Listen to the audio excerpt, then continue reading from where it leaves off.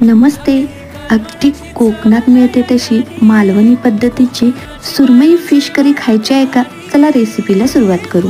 सर्वात प्रथम 1 किलो सुरमई फिश मीठ लावून 15 मिनिटांसाठी मॅग्नेट होण्यासाठी ठेवून दिले. वाटण बनवण्यासाठी कांदे, काश्मीरी लाल मिरच्या 2 तास भिजत घातलेले, धने आणि त्रिफळा, जिरा, बडीशेप, लसूण, आले, कोथिंबीर, भिजवलेली चिंच आणि ओल्या नारळाचा चव. या वाटणामध्ये थोडंसं पाणी घातलं आणि याची बारीक पेस्ट बनवून घेतली. त्यानंतर कढईमध्ये 4 चमचे तेल, बारीक कट केलेला कांदा, हिरवी मिरची आणि हे वाटण ॲड केले.